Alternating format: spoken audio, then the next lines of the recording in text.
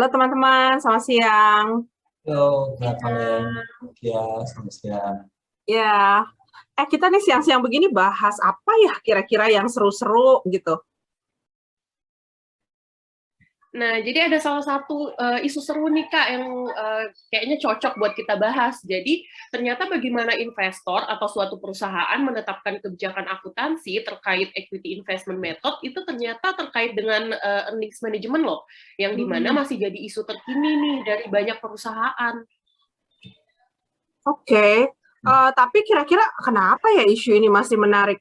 Eh, atau mungkin lebih tepatnya, kenapa hal-hal ini masih jadi masalah yang terus berkembang sejak puluhan tahun yang lalu ya, padahal ini? Ya, justru sejak positif accounting theory dikeluarkan, kemudian banyak penelitian yang membahas tentang perilaku oportunis dari manajer, gitu. Dan seiring berjalan waktu juga berkembang, konteksnya juga berkembang. Nah, salah satu artikel yang akan kita bahas, ini bagusnya kalau kita bahas, yaitu artikel dari Beck et al. Tahun 2017 terkait keputusan investasi ekuitas perusahaan. Nah, terutama juga dalam konteks ketika ada perubahan pergeseran standar dari US GAAP menjadi IFRS. Itu kayaknya menarik. Oke. Nah, Oke, Mas Taufik, mungkin aku langsung coba share dulu kali ya, gimana sih background dari artikel ini atau motivation study dari penelitian ini gitu. Oke. Oke? Nah, ya. Yuk, silakan Kia. Oke.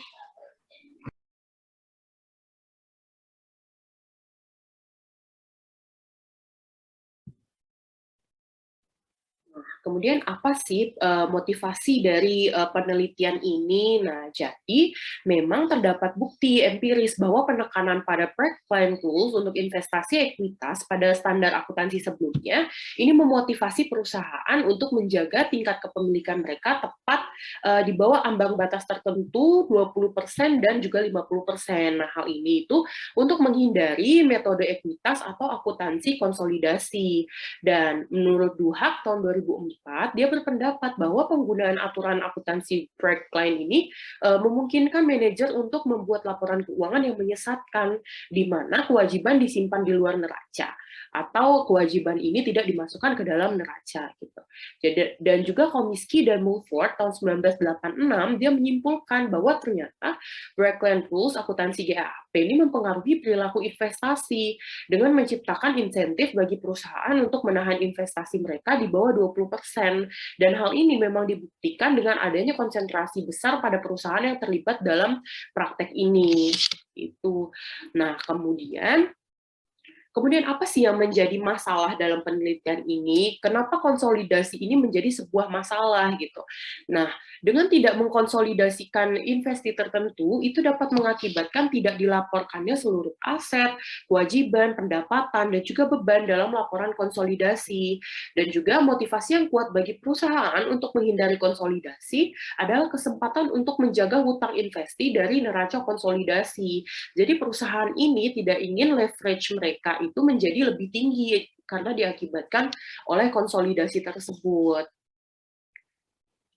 Nah, kemudian perilaku inilah yang mendorong panggilan untuk standar dengan penekanan yang lebih besar pada prinsip yang berfokus pada substansi ekonomi daripada bentuk ketika akuntansi untuk transaksi, terutama di tahun-tahun setelah skandal akuntansi Enron dan penipuan akuntansi lainnya.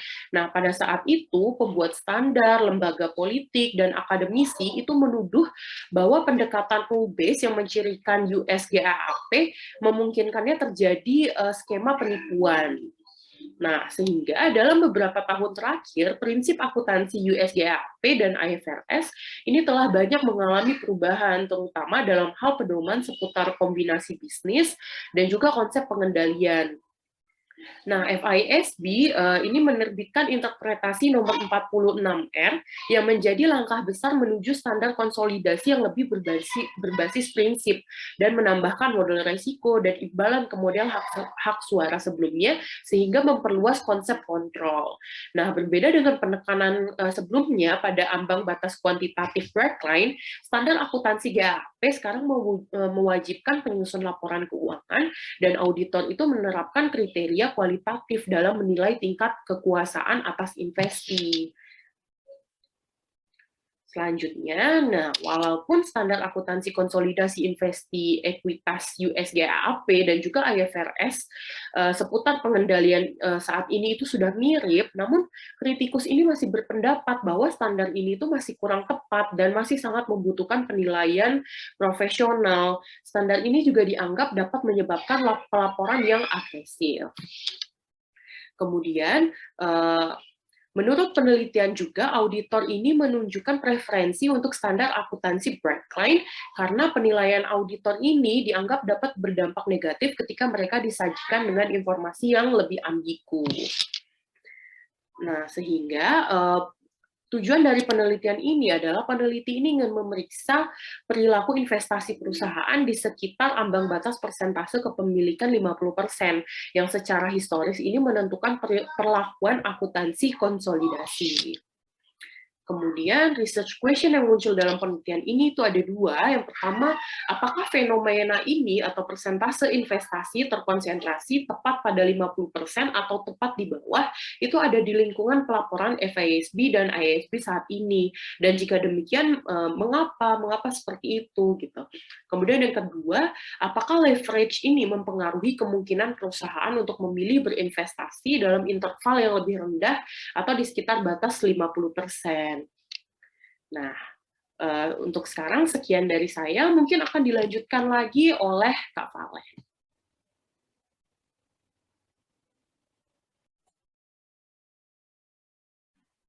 Baik, terima kasih Kia sudah menjelaskan mengenai background dari penelitian ini. Sekarang saya akan melanjutkan untuk menceritakan mengenai theoretical framework dari penelitian Beck et al. Ini. Sebetulnya ada 3 poin penting yang harus kita lihat dulu terkait keputusan investasi ekuitas perusahaan sebelum kita melihat bagaimana Beck et al. Membangun hipotesanya dari framework yang dia kembangkan. Yang pertama adalah terkait metode akuntansi untuk investasi, kemudian yang kedua adalah perbedaan antara rules based dari US GAAP versus principles based dari IFRS. Dan yang terakhir adalah apa yang sebenarnya menjadi insentif bagi perusahaan, dalam hal ini investor, terkait pemilihan metode akuntansi tersebut. Ada 3 metode akuntansi untuk investasi. Yang pertama adalah ketika perusahaan atau investor memiliki kepemilikan di bawah 20%, maka tidak ada pengaruh yang signifikan dan perusahaan menggunakan cost method. Saya tidak terlalu menjelaskan di sini karena kita akan berfokus kepada bagaimana perusahaan memilih bracket yang kedua dan bracket yang ketiga gitu ya. Nah, bracket yang kedua adalah ketika perusahaan memiliki ownership di kisaran 20-50% dan kemudian perusahaan melakukan pencatatan dengan metode equity. Pada saat berada di bracket kedua ini, perusahaan atau investor dikatakan sudah memiliki pengaruh yang penting. Jadi walaupun bukan mayoritas pemegang saham, dalam hal ini perusahaan disebutkan sebagai minority shareholders atau non-controlling interest, namun dalam prakteknya perusahaan sudah memiliki kekuatan atau kemampuan untuk melakukan pengambilan keputusan, gitu ya. Jadi voting rights-nya itu terkait dengan kontrol atas investor terhadap investee. Dan yang terakhir atau bracket yang ketiga adalah ketika perusahaan memiliki ownership di atas 50%, 51% ke atas gitu ya. Disebutkan perusahaan memiliki kontrol yang efektif, di mana kemudian perusahaan investor menjadi parent company terhadap subsidiary company-nya yaitu investee, bersama-sama membentuk satu grup, sehingga kemudian harus melakukan pelaporan secara konsolidasi atau consolidated financial statement tersebut. Nah, di mana letak perbedaan antara rules versus principles basis itu sendiri? Perbedaannya sebetulnya di-highlight adalah terkait definisi dari control itu sendiri. Dalam penelitian Beck et al. Juga dinyatakan bahwa ketika berubah menjadi principles based, tidak lagi terpaku atau berfokus kepada legal ownership-nya saja, yaitu kepemilikan persentase kepemilikan sahamnya, tetapi lebih di-highlight terkait control secara de facto. Artinya yang seperti sebelumnya sempat saya bahas gitu ya, ketika perusahaan berada di bracket 20-50% saja, masih dalam kondisi minority interest, perusahaan pun memiliki power untuk melakukan tata kelola, untuk melakukan pengambilan keputusan terkait keuangan atau kebijakan operasional bagi perusahaan investinya gitu. Nah, ini juga yang di-highlight dalam perbedaan ini tentunya ya, seperti kita lihat di dalam box-nya IFRS dijelaskan demikian. Kita akan lihat lagi lebih jauh gitu ya, apa sih sebetulnya yang kemudian membedakan terkait motif-motifnya itu sendiri. Gitu. Terkait motif, perusahaan atau investor memiliki insentif terkait pemilihan metode akuntansi. Untuk mencapai dampak yang diharapkan dari pengukuran akuntansi terhadap laba dan posisi keuangan, insentif itu dipetakan oleh penelitian sebelumnya, Eugene, Komisky, and Charles, di dalam 3 insentif besar. Yang pertama terkait contractual agreement yang juga di-highlight dalam contracting theory, bahwa perusahaan itu memiliki kewajiban terhadap shareholder-nya untuk maximize value terhadap shareholder, dan yang kedua kewajiban terhadap lender atau kreditornya terkait bagaimana perusahaan dapat menjaga level dari debt covenant-nya. Kemudian insentif yang kedua bagi perusahaan adalah terkait risk averse atau menghindari risiko. Ketika perusahaan dapat memilih antara qualifying atau avoiding posisi tertentu, maka perusahaan akan melihat kembali apa pentingnya untuk perusahaan atau apa pentingnya bagi manajemen sebagai pelaku di dalam perusahaan ini. Jadi di sini kemudian ada berlaku yang disebut dengan agency conflict itu sendiri. Sebagai contoh, ketika perusahaan kemudian memutuskan untuk melakukan equity method dibandingkan consolidation method. Kalau memang kemudian dilihat bahwa secara benefit akan lebih menguntungkan untuk tinggal di bracket 20-50 karena terkait management compensation itu, maka perusahaan atau manajer dalam hal ini sebagai pelaku akan memilih equity method dibandingkan konsolidasi akuntansi begitu. Nah, untuk insentif yang ketiga adalah terkait kesejahteraan bagi perusahaan. Dalam hal ini wealth maximizing atau meningkatkan kesejahteraan tadi.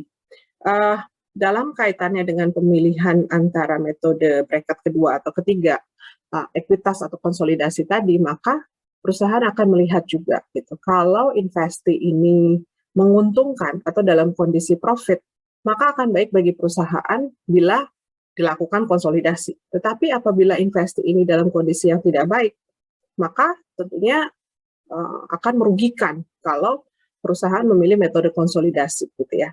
Nah, kita bahas sedikit gitu ya perbedaannya metode ekuitas dan metode konsolidasi. Di dalam metode ekuitas, perusahaan itu hanya investor ketika memiliki kepemilikan terhadap investasi, dia mencatatnya sebagai aset gitu ya. Sementara di level investasi dia akan mencatatnya sebagai ekuitas. Namun demikian, apabila dilakukan metode konsolidasi, maka investor dalam hal ini seperti dijelaskan tadi, dia menjadi parent, kemudian investasi menjadi subsidiary, akan terbentuk satu grup. Nah, dalam hal ini tentunya aset, liability, dan ekuitas dari investasi akan juga dilaporkan di laporan keuangan parents dalam consolidated report ini. Nah, tentunya ketika kondisi investasi tidak baik, misalnya memiliki tingkat hutang yang tinggi, maka ini akan mempengaruhi debt to equity atau debt to asset ratio dari parents-nya. Ketika perusahaan investasi itu tidak profitable, maka hal ini juga akan mempengaruhi profit dari parents company. Maka kemudian kembali kepada insentif atau motivasi ini, perusahaan akan melihat mana yang dapat meningkatkan kesejahteraan. Kalau profitable, oke, buat saya, tapi kalau kondisi investasi kurang baik, maka saya memilih untuk tidak mengkonsolidasi. Kira-kira demikian. Dari yang sudah kita bahas 3 poin tersebut, maka yang berikut ini adalah pengembangan hipotesa yang dilakukan oleh Beck et al. Dalam penelitiannya. Dinyatakan bahwa beberapa studi empiris sebelumnya sudah menyatakan bahwa standar berbasis aturan atau rules-based memungkinkan penyusun laporan keuangan untuk merancang kontrak dan struktur transaksi secara strategis. Jadi diatur untuk mencapai perlakuan akuntansi tertentu. Nah, penelitian sebelumnya juga menunjukkan adanya penstrukturan transaksi dalam berbagai konteks akuntansi, gitu ya, dan termasuk di dalamnya metode akuntansi ekuitas yang kami highlight di dalam diskusi hari ini, gitu ya. Kalau dalam penelitian Beck et al. Sendiri diceritakan banyak hal seperti misalnya terkait leasing, terkait tax, terkait pemilihan metode akuntansi yang lain. Namun di-highlight di sini bahwa metode akuntansi ekuitas adalah salah satu cara perusahaan terkait penstrukturan transaksi tersebut. Nah, dengan adanya perubahan dari rules menjadi principles-based standard yang berfokus pada esensi ekonomi dari transaksi, peneliti melihat bahwa seharusnya atau diharapkan ada perubahan dari bagaimana perilaku investor sebelum principle dan sesudah principles-based. Yang menarik juga, penelitian ini mengangkat satu literatur psikologi yang mengindikasikan perbedaan toleransi individual. Dalam hal ini individual tersebut adalah auditor. Auditor dinyatakan sebagai salah satu peranan yang akan memitigasi kemungkinan terjadinya perlakuan-perlakuan yang menyimpang yang dilakukan oleh perusahaan, gitu ya. Jadi secara pro mendukung bahwa penting auditor dalam konteks ini untuk melihat dan memitigasi adanya penyimpangan tersebut.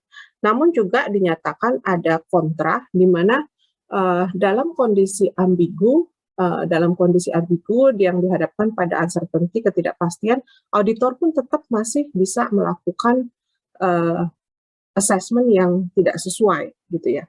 Karena sebetulnya auditor sendiri juga lebih merasa nyaman ketika pasti, gitu, ketika berada di bright line yang dibilang ada patokannya, gitu.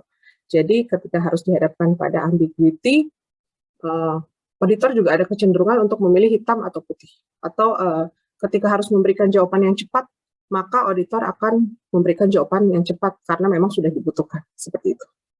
Dan akhirnya Beck et al. Menarik benang merah bahwa principle based tidak terlalu menekankan sebenarnya pada threshold atau ambang batas tadi, dan dengan demikian diharapkan dapat mengurangi perilaku strukturisasi atau membuat perilaku strukturisasi transaksi ini menjadi sesuatu yang tidak lazim, walaupun sebetulnya memang para praktisi mungkin masih cenderung berfokus pada aturan patokan yang jelas tadi, yang disebut dengan bright line cut-off tadi. Dengan demikian, Beck et al. Datang dengan hipotesa yang dinyatakan bahwa tidak ada konsentrasi abnormal dari perusahaan yang memilih tingkat investasi diafiliasi pada atau tepat di bawah 50% persentase kepemilikan sebagai hak nolnya. Kemudian terkait H2, Beck et al. Melihat, gitu. Jadi apa sebetulnya yang menyebabkan perusahaan memiliki kecenderungan untuk memilih bracket equity method tadi dibandingkan dengan konsolidasi.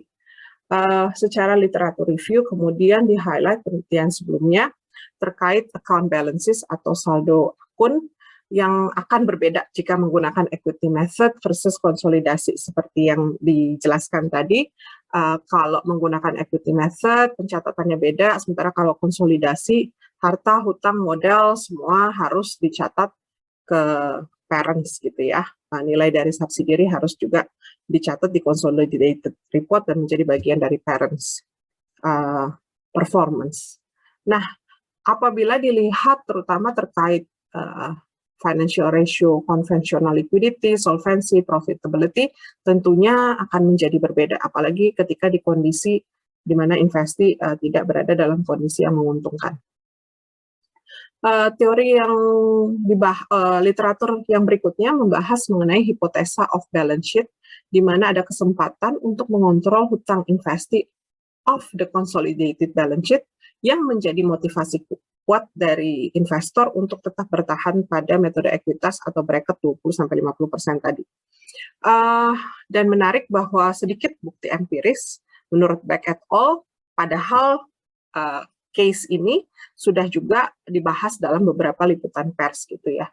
Jadi lebih banyak persnya dibandingkan bukti empirisnya kalau menurut Beck. Dan yang terakhir, semakin di-highlight lagi bahwa ada yang disebut dengan beta measured risk, resiko yang ditanggung oleh parents company, terutama terkait financial ratio yang menjadi tidak baik apabila harus memilih bracket konsolidasi atau melakukan metode konsolidasi akuntansi.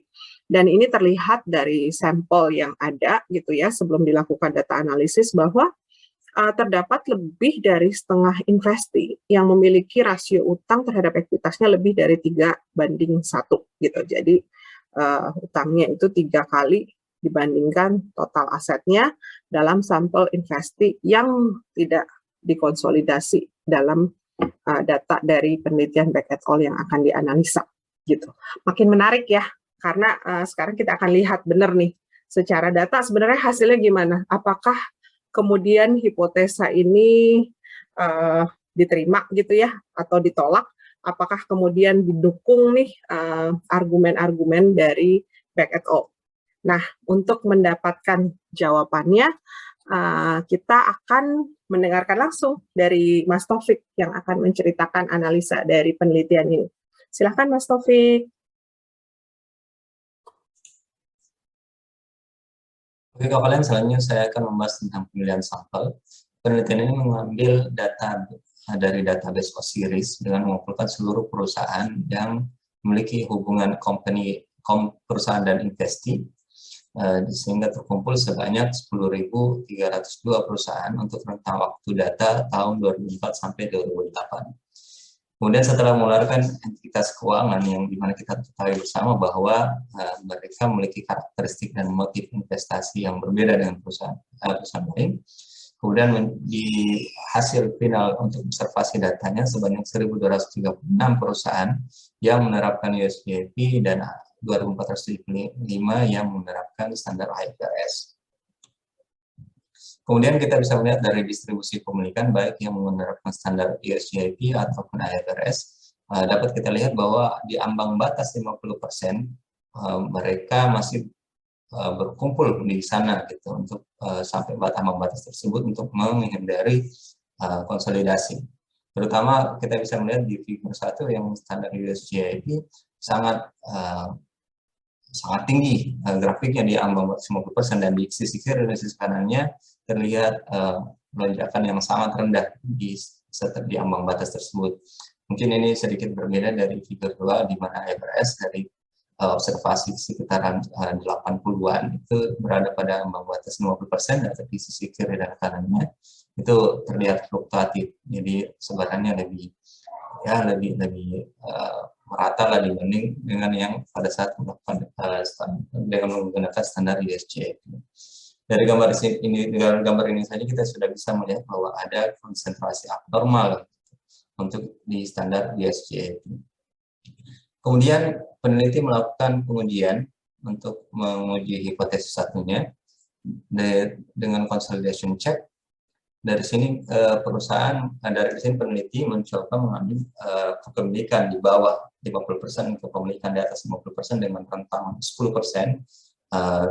Peneliti mengambil rentang 10% karena memiliki explanatory power lebih bagus daripada kalau kita cuma mengambil 5% ataupun 1%. Nah, untuk yang rentang di bawah 50% untuk standar IFRS, dari situ terlihat ada 248 hubungan shareholder dan investee, dan kemudian investee mendisclose informasi tentang konsolidasi dari 10K itu sebanyak 67 perusahaan, dan kemudian yang dikonsolidasikan oleh shareholder itu sebanyak 59, sehingga persentasenya 88%.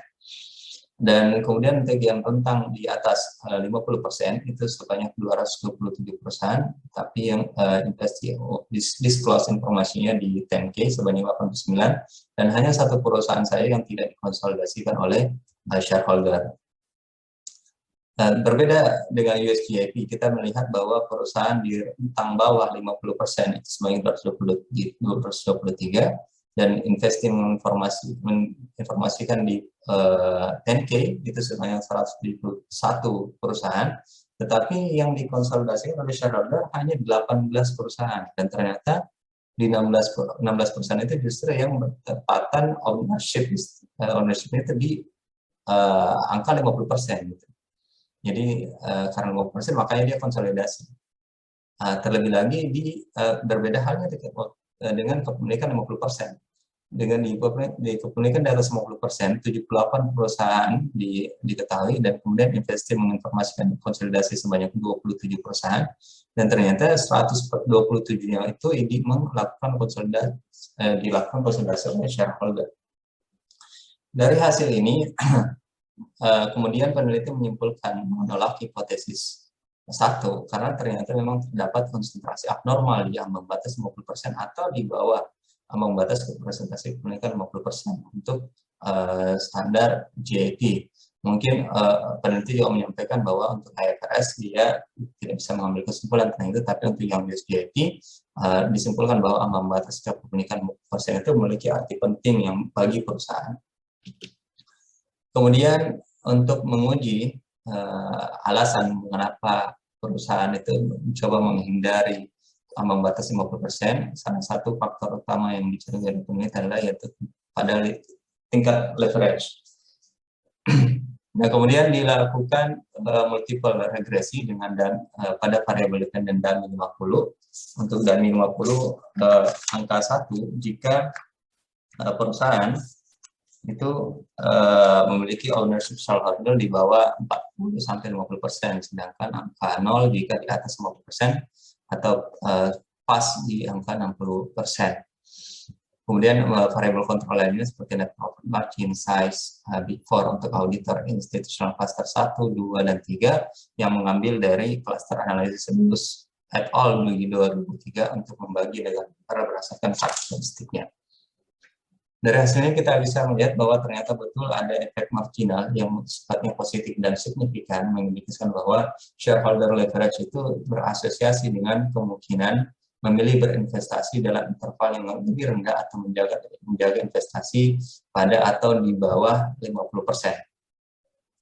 Dan size juga perusahaan juga menunjukkan hasil yang positif dan signifikan. Hal ini menunjukkan bahwa semakin besar perusahaan, semakin mereka mencoba untuk berada pada membatasi 50% atau di bawahnya. Di sini juga kita melihat bahwa variabel auditor itu juga memiliki peran penting untuk memitigasi perilaku tersebut. Begitu pula juga untuk di negara-negara yang berada pada klaster 2 atau klaster 3 yang menurut Lewis et al. 2003 negara-negara tersebut memiliki karakteristik pasar saham yang lebih rendah, konsentrasi kepemilikan lebih tinggi, proteksi investor yang lebih rendah, tingkat pengungkapan yang lebih rendah, dan penegakan yang lebih rendah. Justru itu melemahkan perilaku-perilaku yang seperti ini. Mungkin sekian untuk yang hasil penelitian. Untuk konklusinya saya kembalikan ke Kia. Silakan Kia.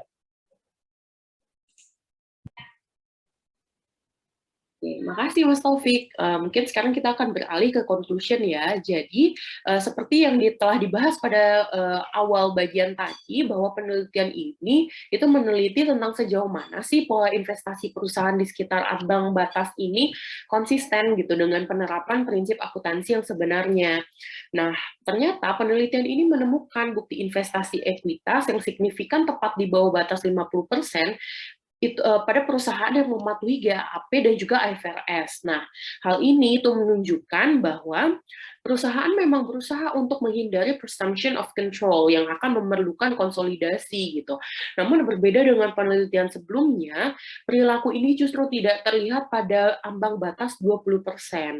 Nah, peneliti juga menemukan bahwa peningkatan leverage itu berhubungan positif signifikan dengan kemungkinan besar untuk mempertahankan investasi pada atau di bawah 50% daripada di atas 50%. Nah, sehingga hasil ini itu konsisten dengan gagasan bahwa perusahaan itu memang sengaja untuk memilih tingkat kepemilikan ekuitas yang terletak pada atau di bawah ambang batas utama. Nah, sehingga secara keseluruhan hasil ini itu semakin memperkuat kesimpulan bahwa meskipun ada pergeseran standar akuntansi Amerika Serikat menuju definisi yang lebih berbasis prinsip, perusahaan ini tetap menunjukkan perilaku penataan transaksi secara sengaja sebesar 50% gitu. Nah, untuk selanjutnya, namun demikian ada berbagai keterbatasan dalam penelitian ini. Yang pertama, peneliti ini tidak dapat mengesampingkan bahwa adanya kemungkinan sebagian dari 50% posisi kepemilikan itu yang dipegang itu sebagai hasil dari investasi joint venture dan bukan motivasi ekonomi. Maksudnya bukan motivasi akuntansi. Nah, karena kesulitan mendapatkan data, ukuran sampel dalam penelitian ini juga cukup kecil gitu. Kemudian yang selanjutnya, beberapa pemegang saham yang memiliki kurang dari 50% saham itu mungkin tidak benar-benar memiliki kendali atas investi dan bisa saja mereka berada di bawah kendali investor lain. Nah, sehingga dalam hal ini konsolidasi itu tidak diperlukan. Nah, namun demikian, dengan adanya keterbatasan tersebut, peneliti ini juga tetap berkontribusi dengan memberikan bukti empiris bahwa meskipun penerapan standar akuntansi investasi berbasis prinsip, perusahaan dan auditor ini tampaknya masih terus berlabuh pada break-line ownership, itu yang menunjukkan bahwa penerapan standar berbasis prinsip ini tidak sepenuhnya mendorong pelaporan akuntansi yang lebih terpercaya dari transaksi yang memiliki substansi ekonomi.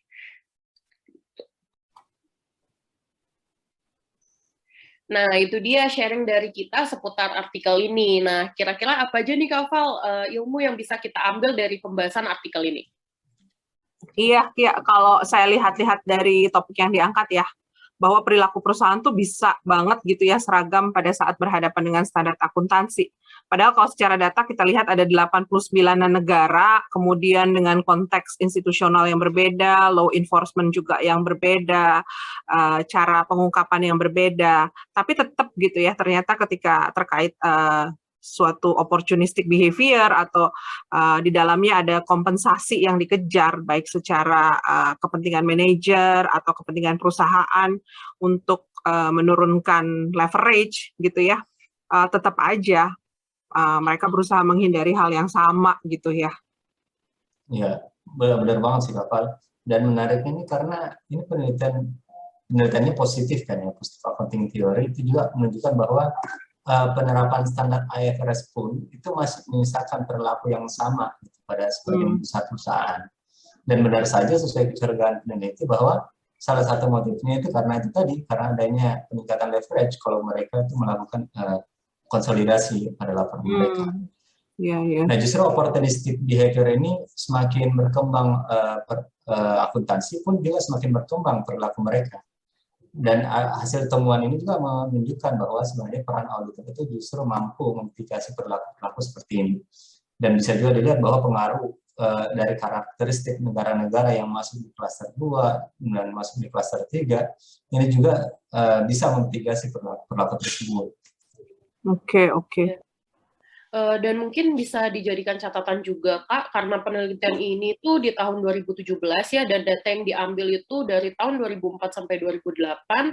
Nah, mungkin aja dengan data yang paling terbaru itu sudah ada yang meneliti lebih lanjut efek IFRS atau variabel-variabel lain yang memitigasi perilaku ini atau justru menambah motif untuk tetap pada patokan threshold 50% itu gitu ya.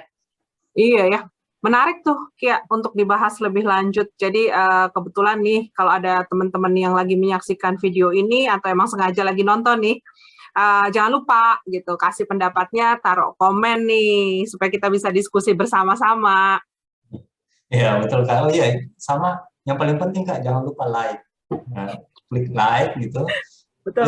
Semoga aja nanti ada konten berikutnya gitu. Jadi selain klik like bisa klik subscribe-nya gitu. Nah, benar banget tuh Kak. Nah, oke, sepertinya mungkin cukup ya dari kita, dan terima kasih buat teman-teman yang udah menyaksikan video kita. Semoga kita bisa membahas artikel-artikel lainnya di lain waktu, oke? Oke, terima kasih. Bye. Bye. Bye.